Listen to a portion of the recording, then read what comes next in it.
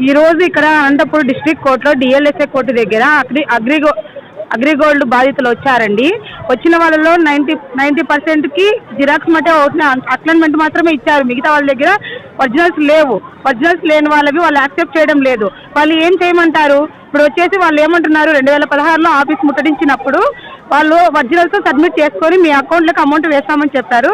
కానీ వాళ్ళకేం అందలేదు. అలాంటి వాళ్ళ పరిస్థితి భయం అనేది మరి ఒకసారి మీరు యాడ్ ఇవ్వాలని కోరుకుంటున్నాం. అక్నాలజ్మెంట్ ఉంది సార్ మా దగ్గర. అవును సార్, ఉంది సార్. 2016 సార్, 2016. మాకు కట్టిన డబ్బులు మాకు వచ్చే సార్ స్వామి. మేతే మాకు కట్టిన మటన్ ఇది మాకు చాలు అంతే. మాకు ఎగటా డబ్బులు కావట్లేదు. ఏదో ఇన్నేళ్ళు వాడుకుంటాం. నా పేరు ఎం లక్ష్మీదేవి. నేను 10,000 డిపాజిట్ చేస్తాను.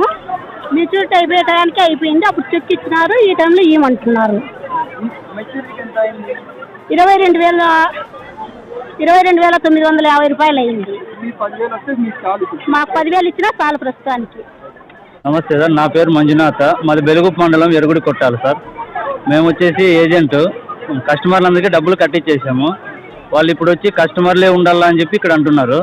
కస్టమర్లు దాదాపు మారుమూల పల్లెల నుంచి రావాలంటే వాళ్ళకి ఛార్జీలు, భోజనము అన్నీ ఏజెంట్ భరించాల్సి వస్తుంది. దీనిపైన వాళ్ళు కొంచెం చర్యలు తీసుకుంటే మేలు సార్. అవన్నీ ఇప్పుడు భోజనం ఖర్చు, వాళ్ళ లేబర్ కూలి అడుగుతున్నారు సార్.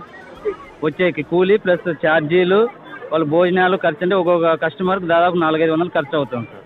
అవన్నీ ఏజెంట్ భరించి ఇక్కడ తోలుకొని రావాలి సార్. వచ్చినా కూడా ఇక్కడ పని జరుగుతుందని జనంలో ఎక్కువ ఉన్నారు కదా. పని జరగకపోతే మళ్ళీ మరుసటి రోజు రావాలి.